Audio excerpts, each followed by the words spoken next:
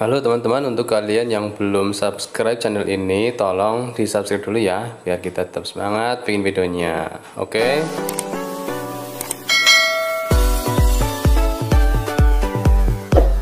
Allah Subhanahu wa Ta'ala menjauhkan dari musibah, dijauhkan dari berbagai macam penyakit, dijauhkan dari bala oleh Allah Subhanahu wa Ta'ala. Dan mudah-mudahan kita semua yang hadir, keluarga kita, anak-anak kita selalu ditegakkan dalam iman dan Islam. Amin ya Allah. Ahlus sunnah wal jamaah, cinta kepada kanjeng Nabi, cinta kepada keluarga Nabi, cinta kepada ulama-ulamanya Nabi, cinta kepada umatnya Nabi Muhammad SAW.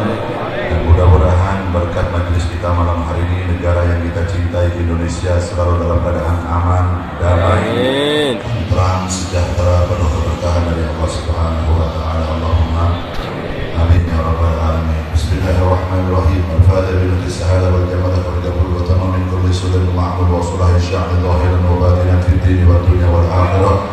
Dafi'atan li kulli syar, daribatan li kulli khair, wa li walidina wa li auladina wa li ahbabina wa li masaikina fid din ma'al lutfi wal afiyah. Wa 'ala niyyati anna Allah yanawwir qulubana wa qawalibana ma'al huda wal tuqa wal afaf wal maut ala dinil Islam. بلا محنة ولا انتهاء بجاه سيد ولد عنا جامعة للرياض الصالحة وزيادة محمد بشرف الحبيب محمد صلى الله عليه وسلم. ثم لأرواح آبائه وإخوانه من الأنبياء والمرسلين صلوات الله عليهم أجمعين. ثم لأرواح أبي بكر الكبرى وعائشة الرضا والحب وفاطمة الزهراء البدر بنت سيدنا رسول الله وكل أزواجه وأبناء رسول الله أجمعين.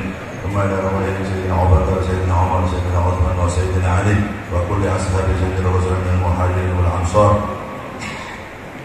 وأصولهم وفروعهم. ثم إلى رواية الإمام حسن الإمام حسين بن علي سيدنا العابد محمد الباقر جعفر الصادق علي هريدي. ثم إلى المهاجر محمد بن عيسى بن محمد بن علي وعلي بن أبي طالب عبد الرحمن السكر محمد بن الطويل.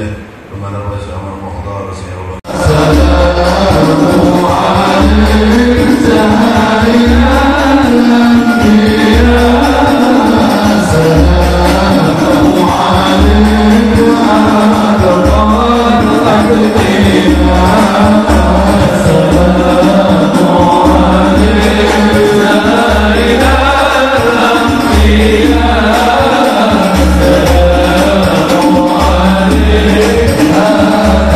Allah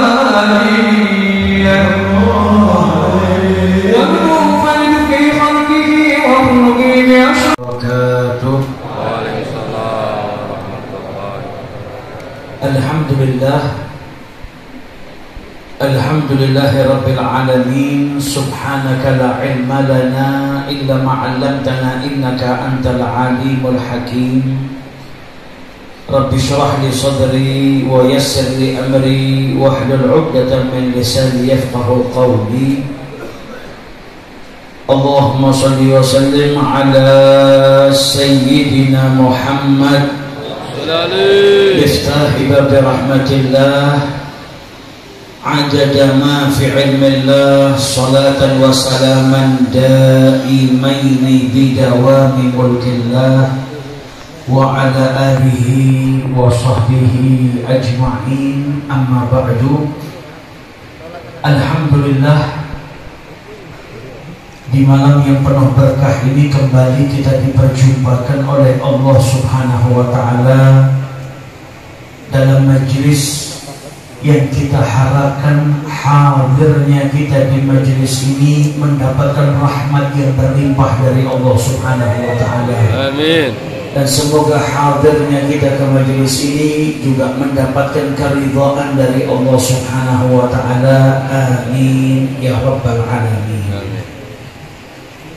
Tidak melangkah kita ke majlis ini terkecuali karena rasa cinta kita kepada Nabi besar Muhammad sallallahu alaihi wasallam. Kumpulnya kita di majelis ini adalah suatu upaya untuk bisa mencintai lebih besar junjungan Nabi besar kita Muhammad sallallahu alaihi wasallam. Hadirnya kita ke majelis ini tujuannya untuk lebih kenal dengan Nabi besar kita Muhammad sallallahu alaihi wasallam. Sebagaimana kita ketahui, zaman dahulu kalau ada orang ingin kenal Nabi, tinggal datang ke masjidnya Nabi, berjumpa dengan Nabi Muhammad, maka dia bisa kenal dengan Nabi Muhammad. Kita yang tidak hidup di zamannya Nabi, kalau ingin kenal dengan Nabi Muhammad, maka perginya ke majelis yang di situ diajarkan tentang Nabi besar kita Muhammad sallallahu alaihi wasallam. Kenapa kita harus kenal Nabi? Karena kita diperintahkan oleh Allah untuk beriman kepada Nabi Muhammad.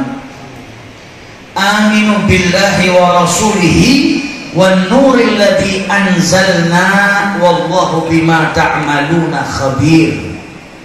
Kita diperintahkan oleh Allah untuk apa? Beriman kepada Allah dan juga utusannya, wan nur, dan juga beriman kepada kitab Al-Quran yang diturunkan oleh Allah Subhanahu wa Ta'ala kepada junjungan Nabi besar Muhammad sallallahu alaihi wasallam. Kita diperintahkan oleh Allah untuk beriman kepada Nabi. Nah, untuk beriman kepada Nabi menuntut kita agar kita bisa beriman dengan sempurna. Maka kita dituntut untuk apa? Mengenal Nabi besar kita Muhammad sallallahu alaihi wasallam. Tahu kedudukannya, tahu keutamaannya, tahu derajatnya, tahu khususiatnya, tahu kesempurnaan yang Allah berikan kepada Nabi Muhammad. Semakin kita tahu, menjadikan semakin kuat keimanan kita kepada Nabi besar kita Muhammad sallallahu alaihi wasallam. Makanya sering saya bawakan apa yang dikatakan oleh Al-Imam Al-Ghazali dan juga beberapa ulama, asbab al-mahabbah, sarana untuk mencintai atau sebab seseorang itu supaya bisa jatuh cinta, itu kembali kepada tiga hal. Yang pertama al-jamal, keindahan. Yang kedua al-kamal, kesempurnaan. Yang ketiga an-nawal, pemberian atau jasa baik. Kita itu kalau melihat yang indah-indah, keindahan tadi menjadi penyebab kita jatuh cinta. Kita itu kalau tahu sesuatu yang sempurna, maka kesempurnaan itu menjadikan kita jatuh cinta. Kalau ada orang berbuat baik kepada kita, nolong kita, punya jasa kepada kita, maka secara otomatis itu menjadikan kita jatuh cinta kepada orang tersebut. Nah, kita kalau kenal Nabi, semakin tahu indahnya Nabi Muhammad, tambah kuat iman kita. Semakin kita tahu indahnya Nabi Muhammad, semakin tambah pula cinta kita. Semakin kita tahu bagaimana kesempurnaan yang Allah berikan kepada Nabi Muhammad, bertambah iman kita, bertambah pula cinta kita kepada Nabi Muhammad Sallallahu Alaihi Wasallam. Kalau kita tahu jasanya Nabi, kebaikan Nabi yang diberikan kepada kita, itu semua akan nambah rasa cinta kita kepada beliau, dan juga akan menambahkan keimanan kita kepada Nabi besar kita Muhammad Sallallahu Alaihi. Makanya para ulama ketika jelaskan Nabi, dikatakan apa? Basyarun lakal basyar. Nabi Muhammad itu manusia, tapi tidak seperti manusia pada umumnya. Maksudnya bagaimana? Bukankah di Al-Quran Allah berfirman kalau Nabi Muhammad itu manusia? Qul, katakan wahai Muhammad, innama ana basyarun mithlukum. Nabi Muhammad kan sudah jelaskan kalau dirinya manusia seperti kalian. Ya, Nabi Muhammad bukan Tuhan. Nabi Muhammad bukan malaikat. Nabi Muhammad manusia, akan tetapi diberi wahyu oleh Allah Subhanahu wa taala. Nabi Muhammad manusia, tapi beliau diberikan keutamaan khususiyat oleh Allah Subhanahu wa taala yang tentu tidak diberikan kepada semua manusia atau pada hamba-hamba lainnya. Makanya dikatakan basyarun lakal basyar kama anna yaqut, sebagaimana batu permata itu hajarun, batu lakal hajar, tapi tidak seperti batu pada umumnya. Kalau kita susah untuk memahami manusia tapi nggak seperti manusia pada umumnya, ya contohnya seperti berlian, batu berlian dengan batu akik, sama batunya tapi jenisnya berbeda, sama batunya tapi kualitasnya berbeda. Batu berlian yang kecil, jernih, bersih mau dibandingkan dengan batu akik biasa yang jumlahnya 1 truk sekalipun nggak bisa mengalahkan kualitas dan harganya batu berlian. Jadi Nabi Muhammad basyarun lakal basyar. Manusianya sama, beliau makan, minum, nikah, punya anak, sedih, sakit, sehat. Tapi kalau mau bicara keistimewaan tentu berbeda dengan kita. Nabi Muhammad tuh pernah nyambung puasa, yuwasilus shaum. Nyambung puasa itu maksudnya gimana? Ketika matahari terbenam nggak buka, disambung sampai besok harinya. Kadang 2 hari, kadang 3 hari. Nabi Muhammad tuh ketika nyambung puasa, sahabat ada sebagian yang ikutin. Dilarang sama Nabi. Maka sahabat menjawab, inna nawaka tuwasilu ya Rasulullah, kami lihat Anda itu nyambung puasa, ya kami ikut. Lawang sahabat ini kerjaannya apa? Ngikutin Nabi. Semua yang dilakukan sama Nabi diikuti, kecuali di situ ada nas yang tidak diperbolehkan sembarang orang ikuti, itu hanya khusus untuk Nabi Muhammad, mereka tidak ikut. Nabi nyambung puasa, mereka nyambung puasa. Mereka bilang, ya Rasulullah, panjenengan nyambung, ya kami ikut nyambung. Apa kata Nabi Muhammad? Ini lastu mitlakum, saya itu nggak sama dengan kalian. Abitu yut'imuni rabbi wa yasqini, saya itu bermalam dalam keadaan diberi makan dan diberi minum oleh Tuhan saya. Kalau manusia biasa kosong, terus layahi buka ndak buka, disambung sampai 2 hari, bisa datangkan madarat untuk dirinya sendiri, bisa datangkan bahaya. Belum lagi bisa jadi karena nyambung puasanya, akhirnya kewajiban-kewajiban yang lain terbengkalai. Gak usah gitu, kalau Ramadan saja itu kita kadang sahurnya 3 kali. Setengah 2 sahur, jam 3 sahur, setengah 4 ketan. Ya, dessert. Sahurnya 3 kali, jam 8 pagi sudah lemes. Wah, aku poso aku apa-apa. Jam 8. Akhirnya apa? Nggak kerja. Akhirnya apa? Kewajiban-kewajiban yang lain terbengkalai. Kalau wajib tetap harus puasa. Tapi di sini kalau sampai nyambung manusia nggak kuat. Makanya dilarang sama Nabi Muhammad. Nabi Muhammad disambung, tapi beliau bilang apa? Abitu yut'imuni rabbi wa yasqini, saya bermalam dalam keadaan diberi makan dan minum oleh Tuhan saya. Para ulama jelaskan makan di sini maksudnya apa? Diberikan kekuatannya orang makan dan minum. Maghrib kita kalau nggak buka jam 8 tambah lemes, jam 9 tambah lemes. Nabi Muhammad walaupun nggak berbuka puasa diberikan kekuatan orang yang makan dan minum, nggak mengurangi kualitas ibadahnya Nabi di waktu malam. Sholat malamnya ya panjang, baca ayatnya ya panjang, paginya ya aktivitas. Karena apa? Diberikan khususiyat oleh Allah Subhanahu wa Ta'ala. Jadi kalau mau bicara kedudukan khususiyatnya Nabi Muhammad, beliau itu basyarun la kal basyar. Saking indahnya Nabi Muhammad, kita sering dengar kalau baca maulid kan Nabi Muhammad itu ahsanan nas khuluqan wa khalqa. Akhlaknya enggak ada yang ngalahkan. Fama min khuluqin fil bariyati mahmud illa wa huwa mutalaqan. Siapapun yang akhlaknya baik di bumi berikutnya baik di muka bumi ini, muaranya nyambungnya yang ditiru yang dicontoh siapa? Nabi Muhammad. Akhlaknya paling mulia, zahirnya, fisiknya juga paling indah. Makanya manusia biasa itu kalau diceritakan sejarah hidupnya ya sebatas itu saja. Tapi kalau Nabi Muhammad, kalau bicara tentang fisiknya Nabi saja kita akan dapatin dibahasnya berpisah-pisah sama para ulama. Bagaimana yang menjelaskan bab menjelaskan visi fati basarihi sallallahu alaihi wasallam.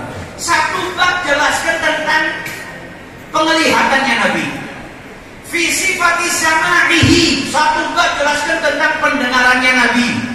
Satu bab menjelaskan tentang tidurnya Nabi. Satu bab jelaskan tentang tata cara berjalannya Nabi, makannya Nabi, minumnya Nabi. Saking apa istimewanya Nabi besar Muhammad sallallahu alaihi.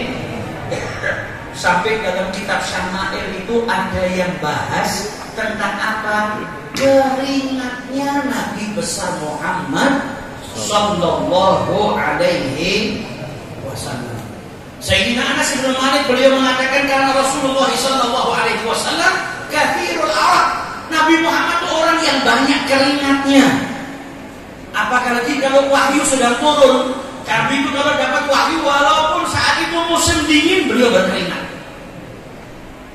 Dan beliau orang yang banyak keringatnya. Wa kana araquhu sallallahu alaihi wasallam fi wajhihi kalu'lu'. Beda sama keringat kita. Keringatnya Nabi Muhammad itu di wajahnya seperti bagaikan mutiara. Saking apa indahnya Nabi besar Muhammad SAW. Keringatnya di wajahnya kalu'lu'i seperti mutiara. Wa atyaba minal biskil adfar. Dan aroma keringatnya lebih wangi daripada misik atau kasturi. Keringatnya saja harum, aroma tubuhnya harum, sampai dibahas sama para ulama. Karena apa? Diberikan kekhususan oleh Allah Subhanahu wa Ta'ala. Wa kana kafuhu sallallahu alaihi wasallam aliyana minal harir. Kata para sahabat, telapak tangannya Nabi Muhammad itu lebih lembut daripada kain sutra. Wa kanat raqihatuhu ka raqihati kaffil attar. Telapak tangannya Nabi itu aromanya seperti apa? Seperti memakai parfum. Massaha sallallahu alaihi wasallam bitibin amlam yamassaha. Baik telapaknya tadi diusapi minyak wangi atau tidak diusapi minyak wangi, bau telapaknya seperti parfum atau wewangian yang harum baunya. Khususiyahnya Nabi Muhammad. Wa kana yusafihu ar-rajula wa yadhallu yawmahu yajidu rihaha. Nabi Muhammad itu kalau berjabat tangan dengan orang yang diajak jabat tangan, tangannya wangi sepanjang hari. Karena apa? Bersentuhan dengan telapak tangannya Nabi Muhammad sallallahu alaihi wasallam yang diajak sarapan sama Nabi sepanjang hari. tangannya itu bau wangi. Wa yadhu yadahu ala ra'si sabi fa yu'rafu min baini sibyan biriha ala ra'sihi. Nabi kalau ketemu anak kecil dipegang kepalanya. Yang dipegang kepalanya sama Nabi Muhammad, kalau kumpul dengan anak kecil-kecil yang lainnya ketahuan ini anak kepalanya bekas dipegang sama Nabi. Karena apa? Ada aroma wangi yang berbeda dengan aroma-aroma kepala anak kecil yang lain. Dipegang sama Nabi di rumahnya mungkin. Main sama teman-temannya yang datang ke situ bisa tahu ini pasti anak ini tadi kepalanya dipegang sama Rasulullah SAW. Dari mana? Dari aroma wangi yang nempel di kepala anak tersebut. Bekas apa? Dipegang oleh Nabi besar Muhammad sallallahu alaihi wasallam. Wa kana sallallahu alaihi wasallam yu'rafu minhu rihut thayyib idza aqbal. Nabi Muhammad itu kalau datang bisa diketahui karena apa? Ada aroma wangi semerbak yang nyampe lebih dulu. Kalau sudah datang orang tahu ini yang datang Nabi, walaupun belum lihat. Karena apa? Aroma wangi yang luar biasa yang datang dari Nabi besar Muhammad sallallahu alaihi wasallam. Sampai dikatakan wa kana sallallahu alaihi wasallam la yasluku tariqan fayatba'uhu ahadun illa arafa annahu qad salakahu min tibi aratihi min tibi aratihi. Jadi kalau jalan di satu jalan, kemudian ada orang yang melewati jalan itu setelah Nabi Muhammad, orang yang lewat tahu kalau jalan itu bekas dilewati Nabi Muhammad SAW. Karena apa? Aroma keringat yang harum yang mesti nempel di jalan, bekas dijalani sama Nabi Muhammad Sallallahu Alaihi Wasallam. Rumah dimasukin Nabi, Nabi keluar, wanginya ketahuan. Jalan dilewati sama Nabi, setelah itu orang lewat tahu kalau jalan itu bekas dijalani sama Nabi Muhammad. Karena apa? Aroma wangi. Jadi kalau kita mau nyamain diri kita sama Nabi Muhammad jauh, mau nyamain aroma wanginya saja nggak mampu. Kita itu mau mandi pakai parfum saja, karena keringat kita lebih indah bau busuknya daripada parfum. Mau diadusi minyak wangi sekalipun kalau jalan ya paling 2 menit 3 menit, setelah itu baunya hilang. Kalau salaman sama orang ya paling karena tangan kita basah dengan parfum, paling 20 menit 30 menit di tangannya orang itu masih ada, setelah itu hilang. Tapi kalau Nabi Muhammad sepanjang hari orang salaman sama Nabi, ya baunya wangi. Karena apa? Megang nyentuh kulitnya Nabi besar Muhammad sallallahu alaihi wasallam. Nah di samping itu Nabi juga gemar pakai parfum. Nabi Muhammad itu sudah wangi. Kegemaran beliau apa? Pakai parfum. Wa kana sallallahu alaihi wasallam ya'khudul miska fa yamsahu bihi ra'sahu wa lihyatahu. Nabi Muhammad itu suka pakai misik. Ditaruh mana kepalanya? Kepalanya dilumuri misik, janggutnya dilumuri misik. Para sahabat itu sering sekali melihat Nabi Muhammad gak melihat janggutnya kecuali janggutnya berkilau. Karena apa? Basah dengan minyak wangi. Penampilannya selalu dijaga, pakaiannya rapi. Kemana-mana Nabi Muhammad bawa sisirnya, bawa peralatan untuk dirinya, menunjukkan kalau Nabi Muhammad itu jaga penampilannya bersih, wangi. Sehingga para ulama ketika menjelaskan tentang riwayat-riwayat ini, mereka menjelaskan apa? Pakai parfum, wangian itu makruh, sangat dianjurkan. Wa in kana khalian, walaupun dia sendiri di rumah, walaupun nggak mau keluar. Gak harus orang wangi ketika mau keluar datang kumpul-kumpul. Bahkan hatta di rumah sendiri pun dia mau memakai pewangian itu sesuatu yang makruh. Karena apa? Nabi Muhammad banyak memakai pewangian dan beliau cinta, suka sama yang wangi-wangi. Makanya menjadikan kalau hadir ke majelis dibagiin parfum, dibakar bukhur. Karena malaikat itu suka dengan yang bau yang wangi-wangi. Sebaliknya bau yang busuk Nabi Muhammad gak suka. Dan malaikat juga tak suka. Yang suka adalah syaitan, bau-bau yang tidak baik. Tapi Nabi Muhammad gemar dengan sesuatu yang wangi. Wa kana Anas la yaruddu wa qala inna Nabiy sallallahu alaihi wasallam kana la yaruddu. Sayyidina Anas bin Malik itu enggak pernah nolak parfum. Kalau ada orang yang kasih pewangian enggak ditolak sama beliau. Dan beliau mengatakan apa? Nabi Muhammad itu juga nggak suka nolak wewangian. Nah, tapi di sini pembelajaran buat yang mau ngasih wewangian ya dipikirkan dulu. Jangan nanti Habib bikin sudah pakai parfum harganya jutaan, pas mahal dia orang datang bawa parfum baunya obat nyamuk. Banyak wangi yang mahal jadi rusak. Kalau kita mau ngasih orang ya pilih baunya yang bagus. Karena apa? Sahabatnya Nabi tadi kita lihat ya nolak pewangian, dikasih nggak nolak. Nabi Muhammad nggak nolak. Nah kita yang mau ngasih jangan beri 2.500 baunya nggak jelas. Terus dipikir nggak majelis. Ya kalau mau ngasih ya semampu kita, tapi pilih yang enak diciumnya, yang nggak bikin pusing lah. Sudah nggak ditolak bikin pusing. Nah jadi juga harus diperhatikan. Jadi kita harus pakai dzarf. Seperti Nabi Muhammad itu kalau berjabat tangan dengan orang, beliau nggak melepas tangannya kecuali orang itu melepas terlebih dahulu. Nah kita kadang senang salaman sama orang soleh. Nah orang solehnya mungkin ngikutin Nabi, dia nggak lepas tangannya kecuali kita yang lepas terus kita pegangin terus dia ngomongin terus akhirnya yang lain mau salaman nggak bisa. Ya kita harus juga memakai dzarf. Jangan sampai kita justru malah ganggu. Begitu juga kalau kita tahu para ulama ngikutin Nabi Muhammad, mereka lah yarudul tib, mereka nggak suka nolak wewangian, maka kita kalau mau ngasih pilih yang indah, pilih yang bagus, pilih yang enak supaya diterima dengan baik dan dengan senang hati. Nah ini bagian daripada kecintaan Nabi Muhammad SAW, dan salah satu tanda seseorang itu betul-betul mencintai berarti mencintai apa yang dicintai oleh kekasih hatinya dan membenci dengan apa yang dibenci oleh kekasih hatinya. Para sahabat Nabi itu mencintai apa yang dicintai Nabi, mengikuti apa yang dilakukan sama Nabi Muhammad walaupun itu bukan bagian daripada ibadah, walaupun itu kebiasaannya Nabi. Makanya sahabat itu cari tahu duduknya Nabi gimana, makannya Nabi gimana, jalannya Nabi bagaimana, cara berpakaiannya Nabi bagaimana. Untuk apa mereka cari tahu? Untuk mengikuti Nabi Muhammad SAW. Bahkan dari segi kebiasaan saja mereka ikuti. Anas bin Malik ikut sama Nabi, dipanggil makan sama seorang penjahit. Disuguhinnya Nabi Muhammad apa? Khubzun min syair, roti yang terbuat dari tepung, ada kuah marab, dalamnya ada labu. Kata Anas bin Malik, saya lihat Nabi Muhammad dia tetap berdubak nyari labunya, dimakan, nyari lagi labunya dimakan.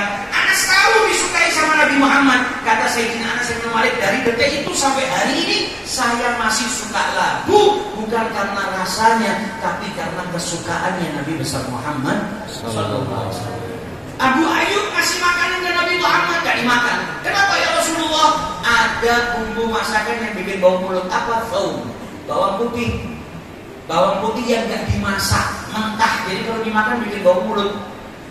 Abu Ayyub tanya, halalun, ini apakah haram ya Rasulullah? Gak haram, tadi yang makan gak apa-apa. Nabi Muhammad gak mau dengan yang seperti itu. Beliau bilang, saya gak suka. Kata Abu Ayyub, apa? Kalau engkau gak suka, saya gak suka ya Rasulullah. Dia masakkan itu buat Nabi, tandanya bumbu itu sudah sering dipakai di masakan rumahnya. Tapi ketika dapatin Nabi Muhammad gak suka, walaupun tadinya dia sangat suka, detik itu jadi sesuatu yang dia tidak suka. Karena apa? Tidak disukai oleh Nabi besar Muhammad sallallahu alaihi wasallam. Syekh Muhammad Fawaz An-Namr dari Damaskus, beliau dalam salah satu pengajiannya menceritakan dulu ada seorang ibu yang cintanya sama Nabi luar biasa. Tiap hari masakan anaknya sayur labu. Terus bilang sama anaknya, nah ini makanan yang disukai sama Nabi. Anaknya disemangati untuk mencintai Nabi Muhammad. Orang mencintai itu caranya masing-masing. Kalau makanan saja yang disukai sama Nabi dicontoh, apalagi ibadahnya, apalagi sunnahnya, sudah pasti. Nah ini tiap hari masak sayur labu, nah ini makanan kesukaan Nabi. Anaknya diajak untuk mencintai Rasulullah SAW. Sampai karena perbuatannya itu suatu malam si ibu itu mimpi berjumpa dengan Rasulullah SAW. Bukan karena labunya, bukan karena masaknya. Itu semua hanya sesuatu yang menunjukkan mahabbahnya, tapi karena cintanya kepada Rasulullah Sallallahu Alaihi Wasallam. Maka hadirnya kita ke majelis ini tujuannya apa? Untuk kenal lebih jauh Nabi besar kita Muhammad Sallallahu Alaihi Wasallam. Karena kita kalau kenal Nabi akan menjadikan kita tambah jatuh cinta. Dapat sesuatu yang baru tentang Nabi bikin kita jatuh cinta, bikin kita jatuh cinta. Karena semua yang ada pada Rasulullah SAW indah. Nabi Muhammad ketika hijrah masuk ke kota Madinah, ada satu orang namanya Abdullah bin Salam, belum masuk Islam. Dia ikut keluar sama rombongan muslimin jemput Nabi. Nabi itu ketika mau berangkat hijrah, sama dulu belum ada WA, belum ada email.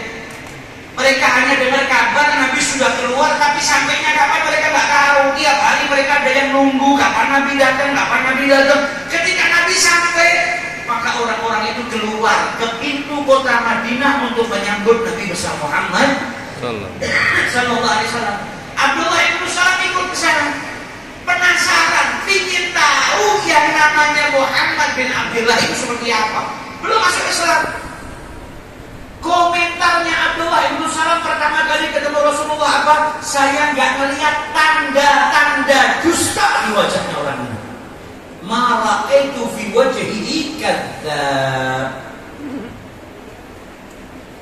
Kita kalau kumpul sama orang, kenal sama orang, wajah kita sudah penuh mencurigakan. Nabi Muhammad orangnya nggak kenal, begitu melihat tahu saya nggak lihat tanda-tandanya dusta. Karena melihat indahnya Nabi, lihat bagaimana wibawanya Nabi, lihat bagaimana kesungguhannya Nabi Muhammad.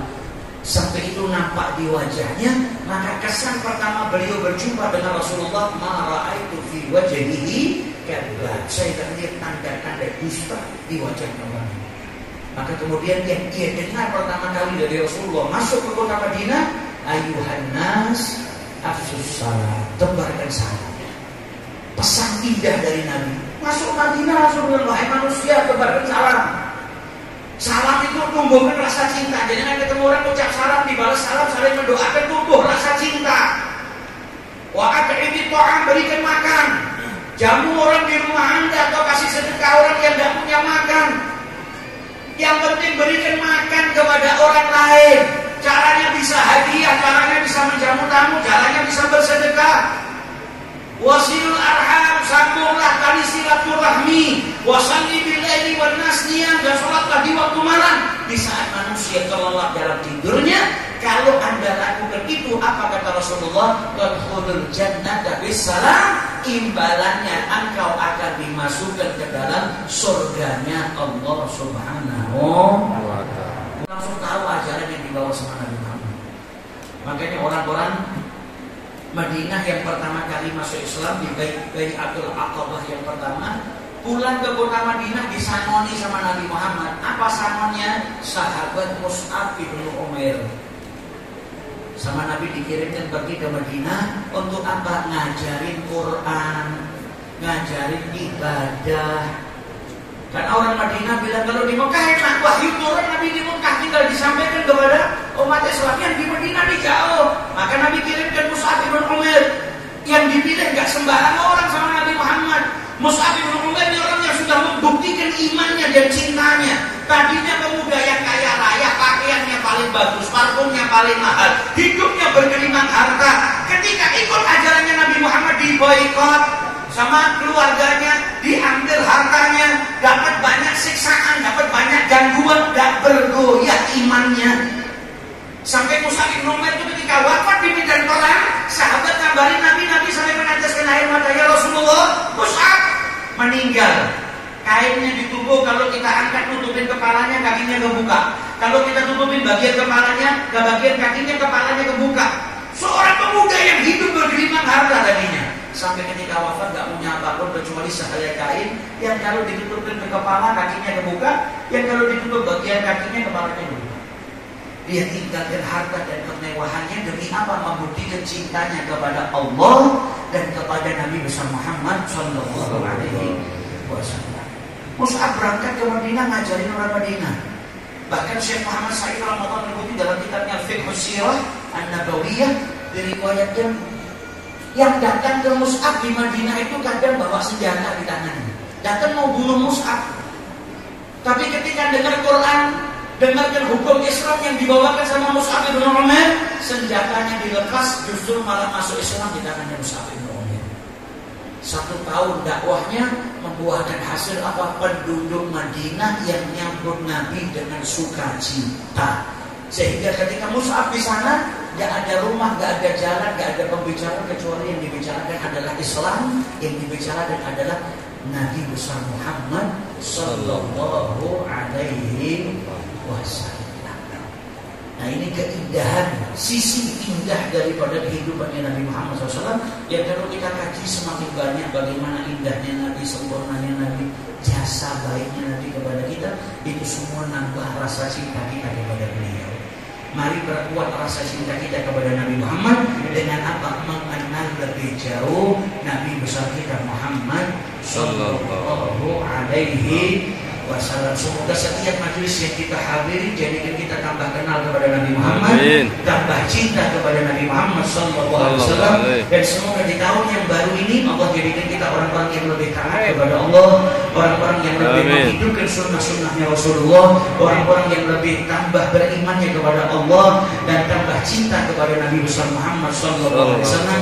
Dan semoga di tahun yang baru ini Allah jauhkan kita dari bencana, dari malapetaka, dari musibah dunia wal akhirah. Semoga kita dijadikan oleh Allah Ta'ala hamba-hamba yang lebih taat di tahun yang baru ini. Dan dijadikan tahun ini amul bisyarah, tahun yang penuh dengan kebahagiaan, kegembiraan, tahun yang penuh dengan kebaikan.